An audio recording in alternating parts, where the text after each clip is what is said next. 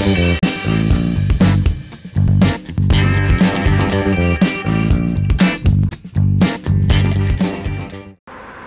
here with artist Ted Stanke.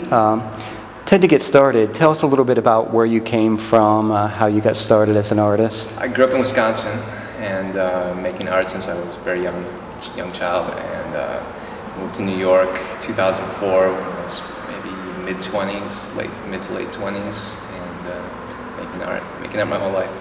What, were you in a rural area or in a city in Wisconsin? It was a small town, 4,000, and close to a city with about 50,000. So I graduated from high school and moved to the city, the big city, 50,000.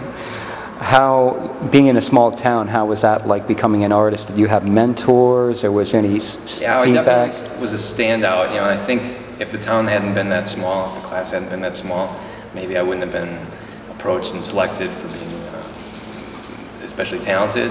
You know, with a small pool of people, it's easier to stand out maybe. How do you think growing up in an area like that affected your art as you developed? Well, initially I was making a lot of things from found objects, junk stuff, and a lot of that came from people's garages and farmyards and things like that. So. Well, talk about that a little more. What were some of the first signs that you were going to be an artist? You know, did you know from a young age? Well, I was, you know, my mom was an art teacher, so I was probably a little predisposed, but she would give us projects to do to keep us busy, and maybe that was all I wanted to do.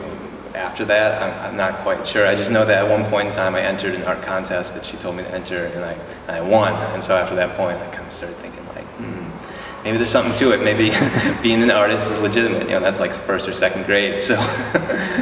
One of the first pieces I saw of yours was the iPod sculpture. Right. And the first thing I thought was Warhol's soup can, and kind of how that shocked people. I mean, what is your thinking taking these very modern objects and turning them into recreated art objects? Is there any motivation behind that or concept for you? Well, I mean, of course, like once an object enters the group consciousness to the point where it's easily recognizable as what it is, you know, there's a certain power there that you can tap into. And with the iPod, it's part of a series. You know, I'm making all sorts of objects from the chopped up money to convert the money, which makes society flow into the objects that eventually are created and moved. You know, it's very metaphoric. But to use something like an iPod is obviously a small slice of who knows where it's going to go, but right now at least it's definitely an icon. You know, and I didn't pick the iPod Touch because it wouldn't have read the same way. It's just that one final moment where the iPod shape with that disc wheel and the circle and the screen seemed to make sense. And I decided to kind of lock it in time, I guess. Talk a little bit more about the money aspect of it, that you're making it out of chopped up money, you said? Yeah, I'm pretty much exclusively chopping up coins, American coins, and using epoxy to build them into these objects. So it's just money, it's just the epoxy, and there's no structure. The money becomes the object. It's not like I'm covering an object with coins, but I'm making it look as if I could have covered the object with coins. Yeah, the money's important for me. It's so important for us. You know, it's what we eat and breathe. Almost. We don't quite breathe it yet, but. Talk a little bit more about the relationship between the finished objects and the objects you make the objects out of, because as I looked at your art, there were a lot of different variations, and they seem to have a lot of meaning. Phase after phase, I always like to think of it as an evolution, a growing process, to where one line of exploration leads to the next. And definitely gone through phases where, like I said, when I was growing up, I was making junk sculpture and making creatures out of junk and learning a technique to work with it that way. But then eventually morphed into using more other kinds of found objects. I went through a period where I was using a lot of dolls, where people started giving me the dolls. I used them once, and then people started giving them to me. Like so many that I don't even know what I'm going to do with them, so I start trying to use them up, and then I start to be defined as the doll part artist, which I didn't really want to be defined as, so I started to try to explore and do other things, and eventually, instead of finding objects, I started selecting objects. So I started building things more from an object that made sense in terms of the metaphor, and that was a transition from the dolls, because when I was using the dolls, I had to reach a point where I started to do that. Like the credit card piece that I made was a final usage of the dollars that made more sense, because I was chopping up arms and legs to describe my frustration with the credit card debt, credit card companies, all these things I wasn't going to escape. And that was supposedly my final doll piece. After that, transitioned into using army guys, because Bush was in office, and I had this whole feeling of like, we're being turned into this war country, and how do I react with that? And so I started using the army guys to try to share the country's goal by creating these body parts and things like that. But then the money came into play after the most previous election, where the economic crisis unfolded as that was happening, and it seemed like the war was not so as important after that election and after the financial collapse. I switched to the money at that point, conscious effort because of that. Now, I was looking at the piece that was a dollar bill, and I think that was made out of the army. Yeah. Now, is there anything more you can tell me about that piece and what the relationship meant to you? Yeah, that's, like I said, during the Bush era, I had this feeling that we were investing all of our time and effort into this war machine, and it seemed to be intrinsically linked to money. So making the dollar bill from the army guys was a way for me to really describe that in such a fashion as that it was locked in time, for people to remember.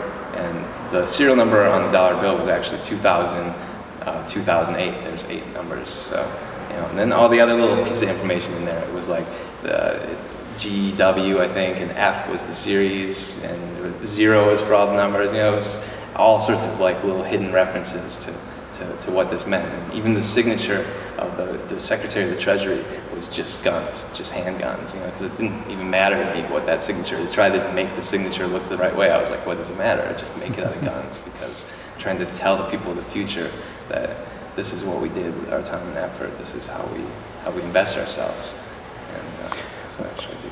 One thing in your website I thought was interesting, that you categorized your art into Bush era and Obama era. Could you talk a little bit about that?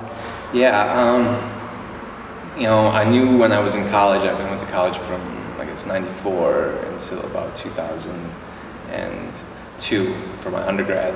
And during that period, I was making art that was just kind of objects, creatures, things like that. And I got this idea from one of my college professors that there has to be some meaning in there, and what does it mean and stuff. And I started thinking about that, and I was like, okay, I think that makes sense. I think I want to make art that has a meaning.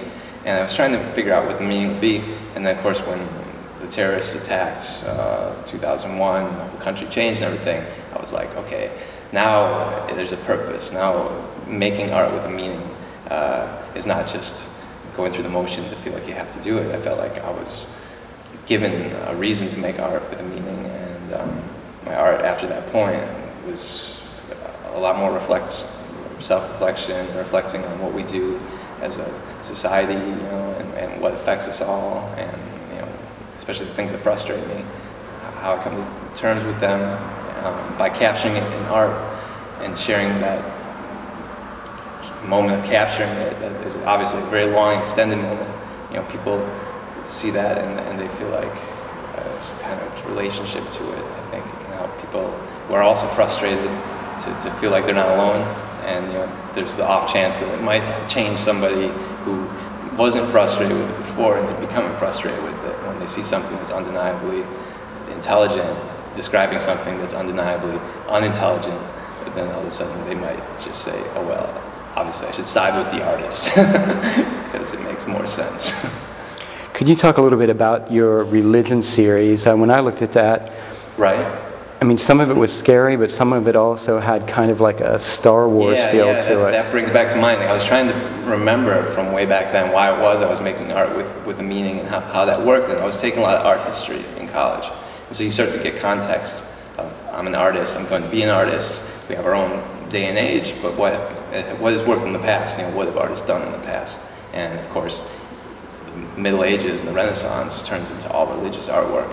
So in order to do it in a way of walking the footsteps of an artist, I decided to start doing those kinds of things then because it was being inundated with it. I think a lot of artists go through that same period where they really try to do that, and I think it's a good way to explore the art. It's different these days, of course, because we don't take religion on the same level as seriously as they did back then. And obviously I'm not getting paid by the church to do this kind of work, so it wouldn't make that much sense to the artists from back then why I would want to do religious work now. But for our day and age, of course, the context. We'll talk a little bit about how you actually see the role of the artist. You talk about, creating art with meaning. Do you think the artist is relevant to American culture as far as communicating ideas or affecting the culture from within? I'm sure that there's plenty of instances of it. Maybe it's more subtle than what we realize.